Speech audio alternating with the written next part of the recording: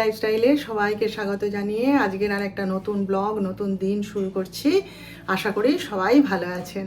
তো আজকে হচ্ছে গিয়ে বুধবার আর এখন বাজে হচ্ছে 10:45। তো আমার পুজো টুজো সব করা হয়ে গেছে আর আমি ভাতও বসিয়ে দিয়েছি।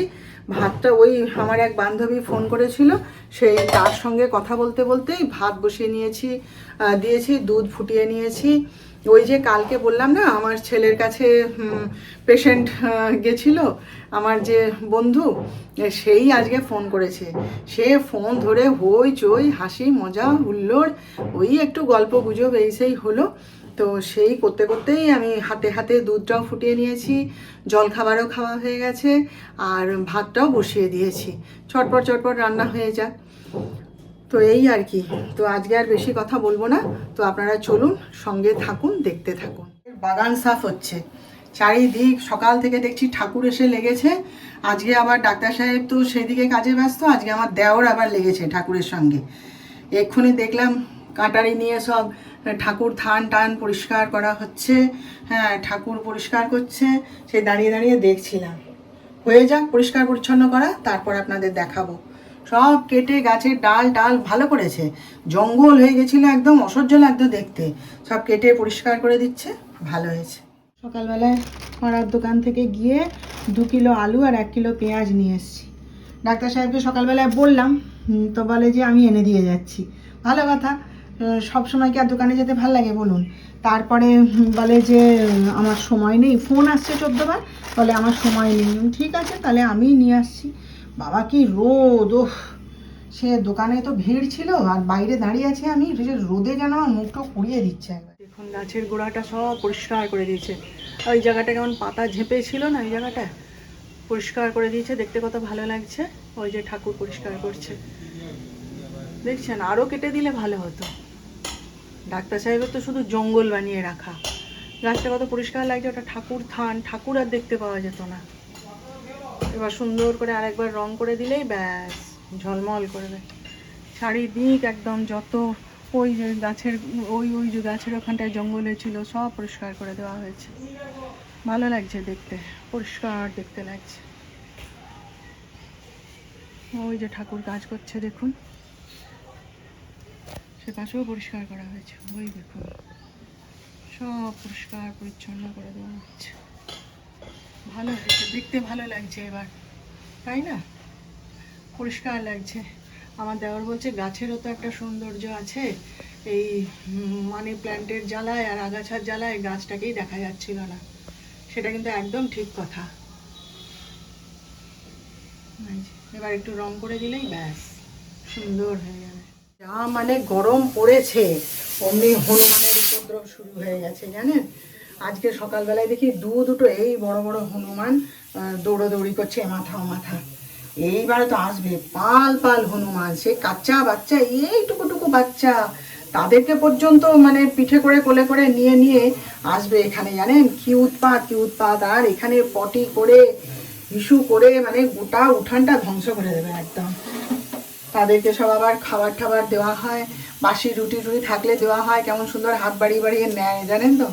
প্রচুর হনুমান আসবে, প্রচুর হনুমান। ওই পেঁপে গাছের পাতা, যত গাছের কচি কচি পাতা আছে সবকে খাবে। এই একটু রান্না করতে করতে দাঁড়িয়ে দাঁড়িয়ে দেখছিলাম ওখানে ওদের কাজকর্মগুলো আর কি, ভালো লাগে দেখতে। এবার দেখিয়ে দিই কী কী রান্না হয়েছে। রান্না বান্না শেষ করে বসে বসে ওই ঠাকুর থানে যে ঠাকুর কাজ করছে সেই দেখছিলাম বসে বসে। এখন কটা বাজে জানেন? 2:45। এই যে বেগুন পোড়া, আর এখানে কী করেছে, ওই যে মাছ ভাজা, আর এখানে হচ্ছে এই যে পেঁপের তরকারি, ওদের জন্যে আলু ভাতে আর অড়হর ডাল। এই যে অড়হর ডাল, আর এখানে ডিম সেদ্ধটা বসানো আছে, পরে বের করব যখন খাবে। আমার ছেলে এতক্ষণে ফিরলো আমুল মস্তি খেতে খেতে, হুল্লোড় করতে করতে। এসে দেখছে ঠাকুর কাজ করছে, ব্যাস ঠাকুরের পিছনে লাগছে। তাকে ঠেলে ঠুলে এখনই চান করতে পাঠালাম জানেন। দিন দেখবেন এমন যায় না, খাটুনির চোটে যেন দিশাহারা হয়ে যায়। সকাল থেকে এতটুকু বসার সময় পাইনি জানেন। অথচ দেখুন ঘর ফাঁকা, কিন্তু ওরা সব কাজে বেরিয়ে গেছিলো। যিশু তো এই ফিরলো, এখন কটা বাজে, 8টা বাজতে যায়। যিশু তো বিকেলবেলায় আবার খেয়ে দিয়ে ওর বাবা তো বেরিয়ে গেল, তারপর একটু বাদেই যিশু বেরিয়ে গেল, দিয়ে এই তো ফিরলো। হ্যাঁ, কিন্তু সকাল থেকে আজ যেন মানে দম ফেলার সময় পাচ্ছি না। টুকটাক টুকটাক অনেক কাজ আছে, তো ওই তো বলেছি না, শুধু কি আর রান্না, আমাদের রান্নার সঙ্গে বান্নাও আছে। যাই হোক, একটুখানি তো বেরিয়েছিলাম, কিন্তু বেরিয়েছিলাম বলতে কি ঘরেই ছিলাম। তো যিশু বলে, মা তোমাকে যে আমি আজকে ছেড়ে দেবো, কিন্তু আমার এখন কাজ আছে। আমি বলি, না, কোথাও ছাড়তে হবে না, তুই তোর যা, বলে নিজেই হাঁটতে হাঁটতে একটু বেরিয়েছিলাম আর কি, যে একটু হেঁটেই আসি। তারপরে কালকে যে গেছিলাম বাজারে, তো সে পান, কলা, আমশাখা এগুলো আনা হয়নি, পাওয়া যায়নি কালকে। ওগুলো না বুধবারের আগে আমাদের এখানে পাওয়া যায় না। আবার বৃহস্পতিবার সকালে যদি যাই, তখন আবার সব শেষ হয়ে গেছে। তো এই বুধবার বিকেলেই যেতে হবে। তা আমি বলি, তাহলে যাই, একটু ঘরে বসে আছি বলে হাঁটতে হাঁটতে গেছিলাম। না, টোটো ধরে গেছিলাম, গিয়ে তারপরে তো আরও টুকিটাকি কাজ ছিল, সব কিনে টিনে সে সমস্ত দিয়ে আবার হাঁটতে হাঁটতেই চলে এসেছি। কিন্তু বাড়িতে এসে কীরকম একটা শরীর খারাপ করছে জানেন তো, বুঝতে পারছি না, কীরকম একটা অস্বস্তি করে যাচ্ছে, শরীর খারাপ করে যাচ্ছে। তার উপরেই ঘরের যত কাজ ছিল সে সমস্ত শেষ করলাম, বাসনগুলো গুছিয়ে সব বক্সের মধ্যে ঢুকালাম। তারপরে কণা আসবে রান্না করতে, সে তার আবার খাবার জোগাড় করে দিলাম। তারপরে ঘরটা মুছে ফেললাম, কালকে বৃহস্পতিবার, কাল সময় পাবো না। তো আর আমি না সকালবেলায় সময় পাই না বলে আমি বিকেলেই ঘরটা একবার মপ দিয়ে টেনে নিই। তো সেই সব করে টোরে ওই শরীর খারাপ নিয়েই করেছি। করে আমি বলি, না, চান করতে হবে।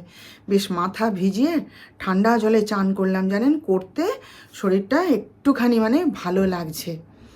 আর যিশু এসে বকছে, এসি চালাওনি কেন, কষ্ট হচ্ছে যদি। আমি না, এখনই এসি না, এখন এসি চালালেই গা হাত পা ব্যথা হবে, দাঁড়া, আস্তে আস্তে, এক্ষুনি এসি চালানোর মতন গরম পড়েনি। দিয়ে তারপরে এই সন্ধ্যা টন্ধা দেখালাম, গোপালকে শয়ন দিলাম, দিয়ে এই এসে বসেছি, আপনাদের সাথে একটু কথা বলছি। যিশু এলো এইমাত্র, জিজ্ঞেস করে এলাম কি খাবি। তো এইবারে একটু আমিও খাবো, খিদেও পেয়ে গেছে।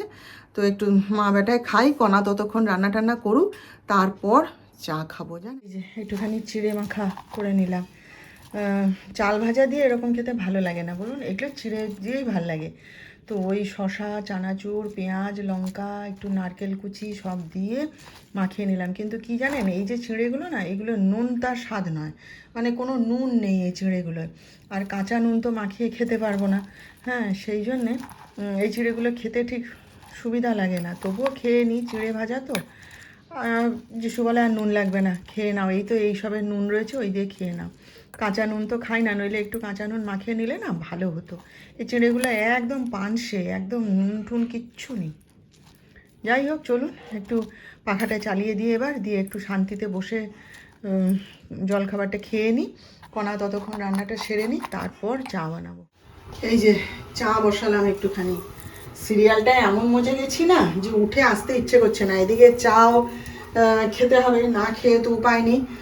সেই জন্যে ঝপ করে চাটা বসিয়ে দিয়ে আবার চলে যাব, ততক্ষণে ফুটুক। একটু সিরিয়ালটার এমন একটা জায়গা যে ছাড়তে পারছি না, জানেন তো। চাটা হতে থাকুক। হ্যাঁ, চলুন আমরা এবার সব খাওয়া দাওয়া করব। সবাই এবার বাড়ি ফিরেছে, কথাবার্তা বলছে। তাহলে আজকের মতন ভিডিওটা এখানেই রেখে দিচ্ছি। আবার আমাদের দেখা হবে নতুন ব্লগে। ততক্ষণ আপনারা সবাই ভালো থাকবেন। আর আজকের ভিডিওটা কেমন লাগলো একটা লাইক, শেয়ার ও সাবস্ক্রাইব করে অবশ্যই জানিয়ে দেবেন।